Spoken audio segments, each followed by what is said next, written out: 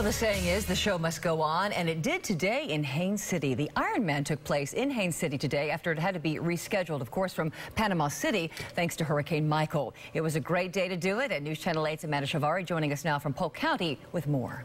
The Ironman competition is about both physical and mental toughness, and for many of these athletes, the mental game has been so important this year. Just weeks before they were expected to compete, Hurricane Michael rescheduled this event.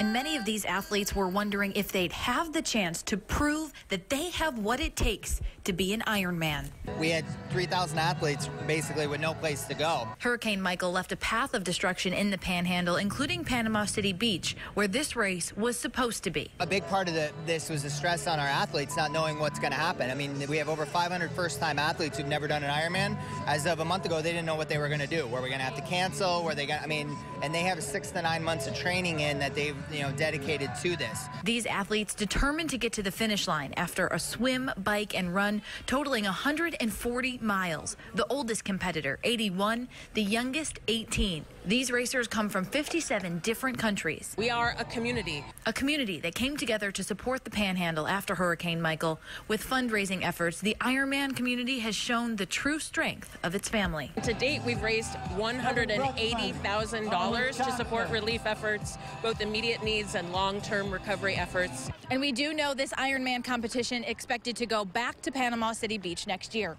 In Polk County, Amanda Shavari, News Channel 8.